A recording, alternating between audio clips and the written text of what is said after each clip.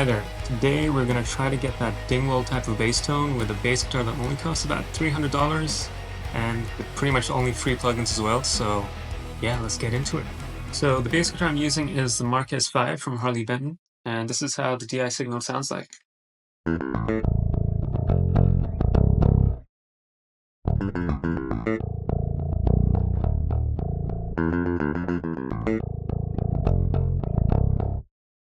My strings are a little old, unfortunately, so what I'm doing to compensate for that is I'm using Fresh Air by Slate Digital to really add back the top end that was lost. And it does that in a really pleasing way as well, so let's give that a listen.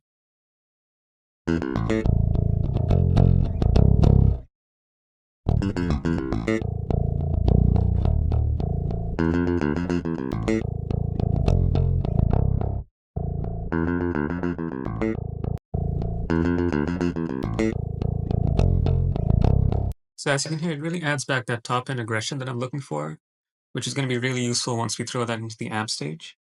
And in terms of the settings, I'm using 100% for the mid air and 52% for the high air. Next up is the compressor. This is going to give us that consistency and that solid low end that we're looking for in a mix. For the settings, I'm really just using my ears to determine what the settings are, but I have it at 18 milliseconds for the attack and 64 milliseconds for the release. And this is how it sounds like.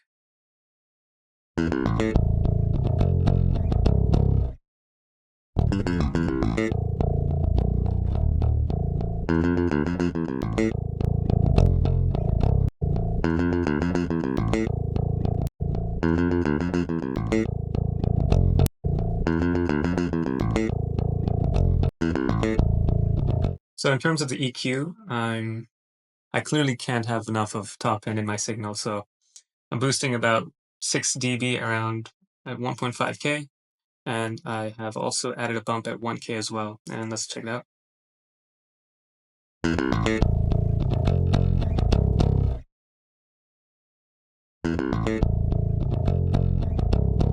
So the reason why I'm putting these EQ moves before the amp section is so that it reacts differently.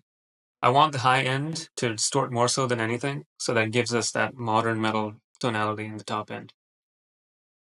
All right, so now for the star of the show, the Growler from AugustRose Audio. This is honestly, in my opinion, the best free plugin you can get for like that modern metal bass tone. And this is how I've set it up. Treble all the way up, as you would have guessed. Bass at noon, growl and hot engaged, input at 12, and I'm using the second IR in the plugin.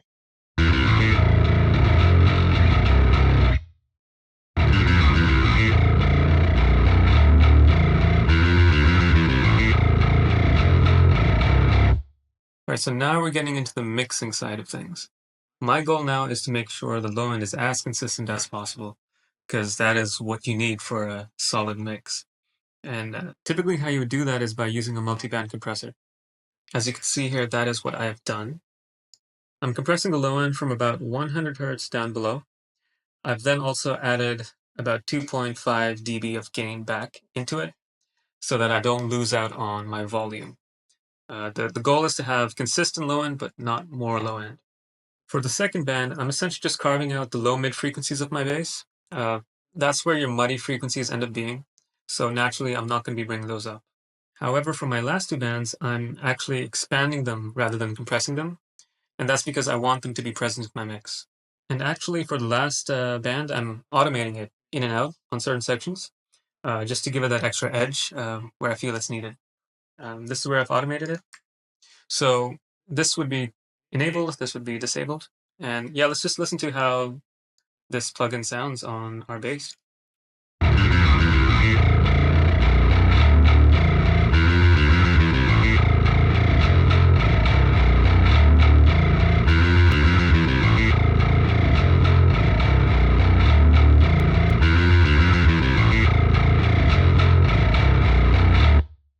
All right, so next up is even more EQ. I'm using 3 different EQ plugins to do this, and the first one being a Neve style EQ, the second one being a graphical style EQ, and the last one being CORALBAXTER by Acustica Audio.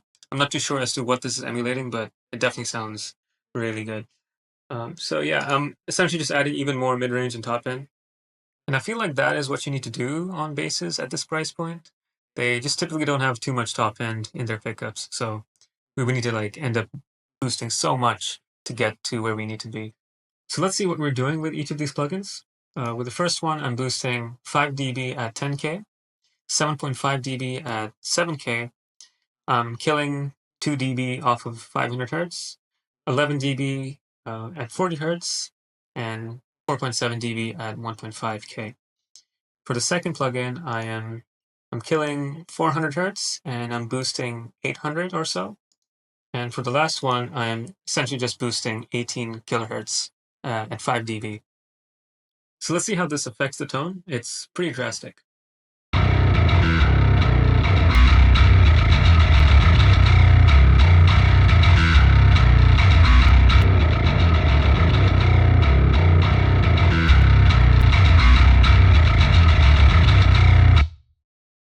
Now, the last plugin in my chain is the limiter, and its job is to essentially flatline my transients so that my bass never increases in volume and it just stays at a certain threshold.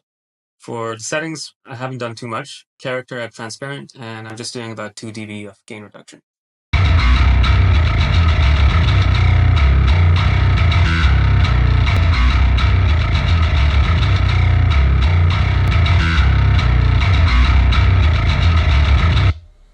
So there you have it, guys. This was my attempt, at least, in trying to get that kind of sound with a Harley Benton, right? And I think I did a pretty good job, but if not, let me know down in the comments below. Try these settings out, try these plugins out, let me know if they work for you. If anything, I think this would be a pretty good starting point for your tones. And yeah, let me know if there's anything I could improve as well in this video, because this is the first time I've ever done a YouTube video. And yeah, thank you so much for watching. I am now signing off.